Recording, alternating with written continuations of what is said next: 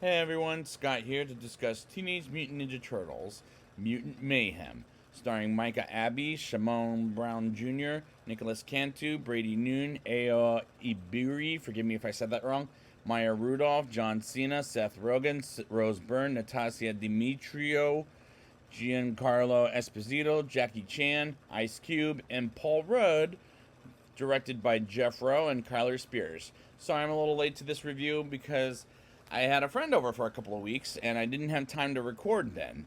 So let's get straight into this. I went to the movie twice and I was glad I did because is it going to be the same comparison of animation as Spider Man Into the Spider Verse or Across the Spider Verse? Well, let's talk about it. In New York City, a SWAT team goes after Dr. Baxter Stockton, voiced by Giancarlo Esposito, to arrest him and take him and his mutant work to Cynthia Utrom, voiced by Maya Rudolph. And did anybody think Baxter Stockton as the guy from the last movie, which was Out of the Shadows, with being portrayed by Tyler Perry? Well, let's move on. And the SWAT team gets attacked by Superfly, voiced by Ice Cube. Ed Stockton is dead, and Superfly will escape and transform into other animals, into mutants. And I'm going to start with 15 years later, with Leonardo, voiced by, this time, by Nicholas Cantu, Raphael, voiced by Brady Noon, Mikey, voiced by Shamos Brown Jr., and Donnie, voiced by Micah Abbey, as they go grocery shopping for their home in the sewer for their master Splinter, voiced by Jackie Chan. And they go to an outdoor movie night as it's Ferris Bueller's Day Off, and they want to go to high school. And why aren't they in the real world? Because Splinter hates humans, thinking that they were going to milk them. And isn't that supposed to be a cow? But I do like this animation style as well as the characters, as they're more relatable than the other movies. Splinter tells the story of how he was a cast out and found the turtles in the sewers and touches the same ooze and that's how they became the Teenage Mutant Ninja Turtles that we know and love. And it's more appropriate for this title as they're teenagers, whereas in the previous movies they were more adult. And this tells a teenage story, and I appreciated that. Splinter took them into the city once when they were younger and got attacked by humans and almost gets killed, and made a promise to never let them out ever again while he learns kung fu on the TV or on the internet. And the way the ninja, and that was how the turtles became who they are today. And this is better than in the previous movies, I'll say. Superfly attempts to make a robbery with humans involved and flies them to their lair to kill the robber humans, while Cynthia watches and puts tracking devices on the shipments while the turtles practice ninja moves as they hit. Let's move on. They accidentally hit April O'Neil with the spikes weapon thing that they have, and April, voiced by Ao Ibiri,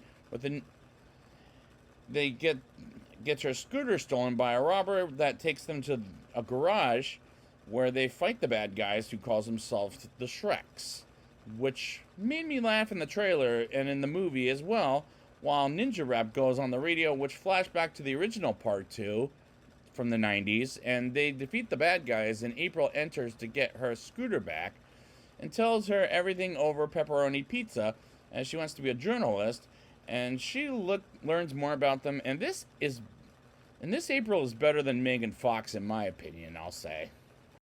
The Turtles contact April and meet her at her high school while Splinter knows they're up to something. And as they get to the high school, and Mikey wants to change his name to Michelangelo, and they learn April is girl puke, because April was on camera and puked all over the camera, and that is a reason to shy away from the cameras, which she'll get over later in the movie.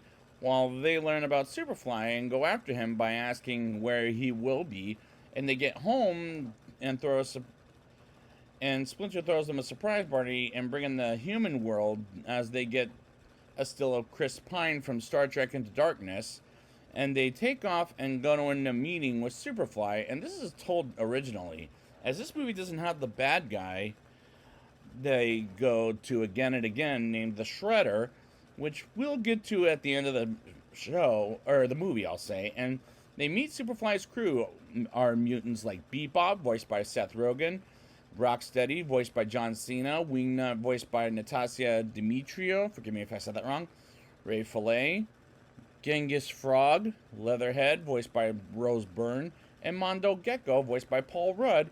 And they go to a bowling alley, and these characters are well told. Even Bebop and Rocksteady, who are on the last Ninja Turtles movies, as they're quite an improvement like this movie is. Superfly's plan is to transform humans into extinction or into other creatures, and the Turtles are reluctant about the plan to get Rocksteady and Leatherhead and Mondo to ride along with them, and they knock them out of the van, and Superfly and the Turtles have a chase, and this movie does a curse a few times like they did in Puss in Boots: The Last Wish, where they're making a risky choice. But I like it. Superfly escapes and Cynthia's SWAT team comes in while April abandons them. Cynthia tortures and milks the Turtles in order to turn her army into deadly human turtles, and eventually Splinter comes in to free them. So, and I like that a piece of action scene, I'll say. Superfly gets prepared for their plan of annihilating the humans, and after Splinter frees the Turtles, and April turn the Turtles split up while the Turtles and Splinter get to an abandoned ship at Staten Island and talk them into not killing any humans except Superfly, and they fight Superfly with the Turtles by turning off the machine that'll make humans extinct, as Splinter realizes he's telling the Turtles the wrong thing and helps by breaking the machine. And as that happens, Superfly turns into a giant super duper fly, I'm going to call him for the rest of the time. And Splinter talks everyone into being happy. Everyone goes after Super Duper Fly, and April gets into the action after calling the Turtles to join the team, while Super Duper Fly throws cars, trucks, and buses at the heroes, while the TV is telling the humans do not accept them as they hate the mutants, as they're led to believe they're monsters. And they talk about how to cure Super Duper Fly into the fly hole. And April comes to the TV to tell the world the Turtles are the good guys, not Super Duper Fly, and the Turtles get caught by the Super Duper Fly's claw and knocks Splinter far, and Super Duper Fly crashes the Turtles while Splinter gets help from the humans after saying on the TV the Turtles are the good guys. And other humans and mutants help them out and put the potion in Super Duper Fly, and as he explodes, and the humans accept the Turtles as heroes, and the other mutant creatures move in with the Turtles, and Splinter, as the Turtles go to their first day of school without masks on, and as they get there, they become popular, as April shows them around. As the credits roll to a few scenes during the credits, we see the Turtles at school, as Donnie found his people, Raphael's a wrestler, Mikey practices acting while Leo films April and asks her to prom. And as they're there, the Fly was captured, while Cynthia asks for the Shredder. And this climax as well as this whole movie. And this climax works as well as this whole movie, as is an improvement. And that definitely makes me happy for a Ninja Turtles movie again. Yeah, so I'm impressed. Now it's time for my rating. I'll give this movie a 8.0 out of 10.